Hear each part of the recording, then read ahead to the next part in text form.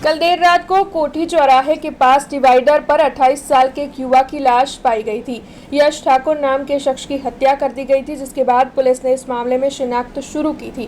गिनती के वक्त में ही पुलिस ने इस गुनाह के मद्देनजर 2 आरोपियों की गिरफ्तारी की। दरअसल क्राइम ब्रांच की ओर से इस मामले में भीम बहादुर और मेहुल माली, इन दोनों आरोपियों की गिरफ्तारी कर ली गई है और उनसे पूछताछ भी की गई है। जो प्राथमिक जानकारी सामने आई है उसके मुताबिक ये दोनों आरोपी यश ठाकुर के दोस्त थे और मजाक में उनके बीच में बात बढ़ गई थी, जिसकी वजह से हत्या की इस वारदात को अंजाम दिया गया है। हालांकि ये प्राथमिक जानकारी है, क्राइम ब्रांच की ओर से आगे पूछताछ कर और जानकारी हासिल की जाएगी। लेकिन फिलहाल पत्रकार परिषद का आयोजन कर क्राइम ब्रांच की ओर से इन दोनों आरोपियों की गिरफ्तारी के मामले में ज्यादा जानकारी दी गई है।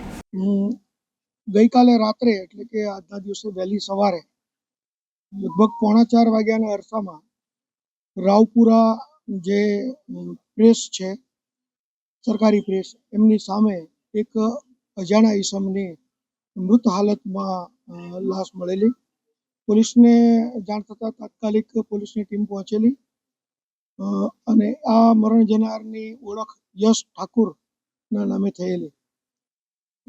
સીસીટીવી કેમેરા, અન્ય સર્વેલન્સ અને હ્યુમન રિસોર્સિસના આધારે લોકલ પોલીસની ટીમો, એલસીબી અને સાથે સાથે ક્રાઇમ બ્રાન્ચની ટીમો પર આ ગુનો શોધવા માટે અલગ અલગ ટીમો બનાવીને કાર્યરત હતી અને એમાં ગણતરીના કલાકોમાં જ આ બનાવની જાણ પોલીસને 5 વાગ્યાના અરસામાં થયેલી અને લગભગ 3 થી 4 કલાકમાં જ પોલીસને આની ભાળ મળી ગયેલી અને આ કામે અમારા ક્રાઇમ બ્રાન્ચની ટીમો દ્વારા 2 આરોપીની ધરપકડ કરવામાં આવી છે. એમાં એક છે ભીમ બહાદુર ઉર્ફે ભીમ ગોપાલ બહાદુર સોની, જે નેપાળનો વતની છે, અને બીજો છે મેહુલ ઉર્ફે સન્ની મહેશભાઈ માળી.